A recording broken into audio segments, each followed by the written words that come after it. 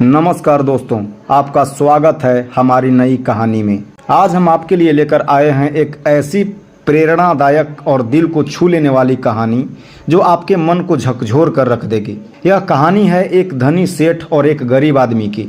इस कहानी में आपको सीखने को मिलेगा कि दया, इंसानियत और मानवता का असली मतलब क्या है। हम आपसे निवेदन करते हैं कि इस वीडियो को अंत तक जरूर देखें। अगर आपको यह कहानी पसंद आए तो इसे लाइक करें, शेयर करें और हमारे चैनल को सब्सक्राइब जरूर करें ताकि आप और भी ऐसी प्रेरणादायक कहानियां सुन सकें। चलिए अब कहानी की ओर बढ़ते हैं। किसी नगर में एक बहुत ही धनी व्यापारी रहता था। वह इतना संपन्न था कि उसके पास कई महल जैसे घर थे, नौकर चाकर थे और हर प्रकार की सुख सुविधाएं थी। अगर उसे एक महल से दूसरे महल तक जाना होता तो वह घोड़े पर सवार होकर जाता था। उसके व्यापार का इतना बड़ा विस्तार था कि उसे अक्सर व्यापारिक यात्राओं पर जाना पड़ता था। इन यात्राओं में वह अकेला ही जाता था क्योंकि उसे अपने नौकरों पर विश्वास नहीं था। वह बड़े बड़े जंगलों और सरायों से गुजरता था और अपने व्यापार के लिए दूर दूर तक सफर करता था। एक रात की बात है जब सेठ अपने महल के सामने टहल रहा था। अचानक उसने देखा कि एक बूढ़ा व्यक्ति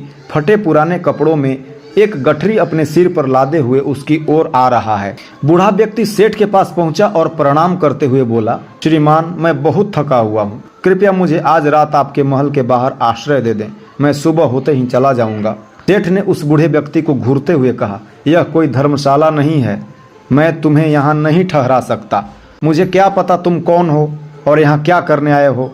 बूढ़े व्यक्ति ने कहा, मुझे सिर्फ घुड़साल के बाहर सोने की जगह दे दीजिए, मुझे किसी भी प्रकार की देखभाल की आवश्यकता नहीं है। सेठ ने कठोर स्वर में कहा, अगर मैं तुम्हें यहाँ ठहरने दूं तो रात भर तुम्हारी निगरानी के लिए किसी को रखना पड़ेगा ताकि तुम कुछ चुरा न लो। यह सुनकर बूढ़ा व्यक्ति बहुत दुखी हुआ और नमस्कार करके वहां से चला गया। रात अंधेरी थी, आकाश में बादल छाए हुए थे और बूंदाबांदी हो रही थी। बूढ़ा व्यक्ति बहुत थका हुआ था, लेकिन सेठ की कठोर बातें सुनकर उसने किसी और से मदद मांगने का विचार छोड़ दिया और वह धीरे धीरे उस नगर से बाहर निकल गया। कुछ दिन बाद सेठ अपने मित्रों और नौकरों के साथ शिकार खेलने जंगल गया। शिकार करते करते उसने अपने घोड़े को एक हिरण के पीछे दौड़ा दिया। हिरण पकड़ने के चक्कर में सेठ अपने साथियों से दूर हो गया और घने जंगल में भटक गया। बहुत प्रयास के बाद भी उसे रास्ता नहीं मिला और रात हो गई।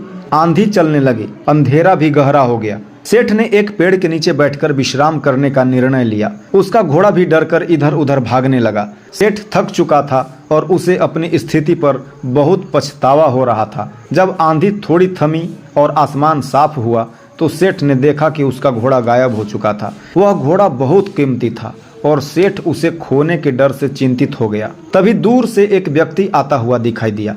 पहले तो सेठ डर गया कि कहीं यह कोई डाकू तो नहीं है, लेकिन जब वह व्यक्ति पास आया और मुस्कुराते हुए प्रणाम किया तो सेठ को राहत मिली। उस व्यक्ति ने सेठ से कहा, घबराइए मत, मैं आपकी मदद करूंगा, आप मेरे साथ चलिए, मैं आपको सुरक्षित स्थान पर ले चलता हूँ। सेठ ने अपनी सारी परेशानी उस व्यक्ति को बताई।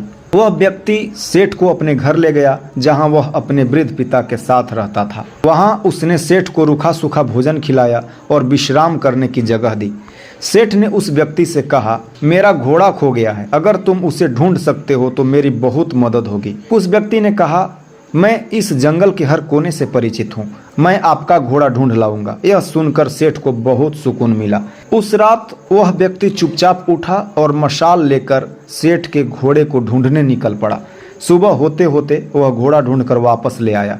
उसकी माँ ने घोड़े के लिए दाना पानी का इंतजाम किया और इस तरह सेठ की अतिथि सेवा पूरी हुई। सुबह जब सेठ जागा और उसने देखा कि उसका घोड़ा सुरक्षित है तो उसने उस व्यक्ति का धन्यवाद किया।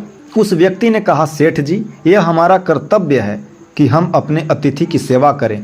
सेठ ने उस व्यक्ति से उसके पिता से मिलने की इच्छा जताई, लेकिन उसके पिता ने मना कर दिया। जब सेठ ने जोर दिया तो वह वृद्ध व्यक्ति सेठ के सामने आया। सेठ ने उसे देखते ही पहचान लिया कि यह वही बूढ़ा व्यक्ति है जिसे उसने कुछ दिन पहले अपने महल के बाहर से भगा दिया था। सेठ ने अपने दुर्व्यवहार के लिए उस बूढ़े व्यक्ति से माफी मांगी। बूढ़े व्यक्ति ने कहा, क्षमा मांगने की कोई आवश्यकता नहीं है सेठ जी, मैं आपको उस पुराने घटनाक्रम की याद नहीं दिलाना चाहता था, लेकिन आपके आग्रह पर मुझे यहाँ आना पड़ा। सेठ ने कहा, आपका व्यक्तित्व कितना महान है। आपने मुझे माफ कर दिया, लेकिन मैं खुद को माफ नहीं कर पा रहा हूँ। आपकी मानवता ने मेरे हृदय को बदल दिया है। उस दिन के बाद से सेठ का हृदय पूरी तरह बदल गया। वह अब गरीबों और दुखियों की सेवा करने लगा। जहाँ पहले वह कठोर दिल का था, अब वह दूसरों की मदद करने और दया दिखाने लगा। उसके महल के दरवाजे हर जरूरतमंद के लिए खुले रहने लगे। दोस्तों, इस कहानी से हमें यह सीख मिलती है कि दया और मानवता से बड़ा कोई धन नहीं है। जब हम दूसरों की मदद करते हैं तो हमारी आत्मा भी निर्मल होती है। यह कहानी हमें यह भी सिखाती है कि चाहे हम कितने भी संपन्न क्यों ना हो, अगर हमारे भीतर दया और करुणा नहीं है तो वह संपन्नता किसी काम की नहीं। आपको यह कहानी कैसी लगी, नीचे कमेंट करके हमें ज़रूर बताएं। अगर आपको यह कहानी पसंद आई हो तो इस वीडियो को लाइक और शेयर करना न भूलें और हमारे चैनल को सब्सक्राइब ज़रूर करें। धन्यवाद। जय श्री कृष्णा। राधे राधे।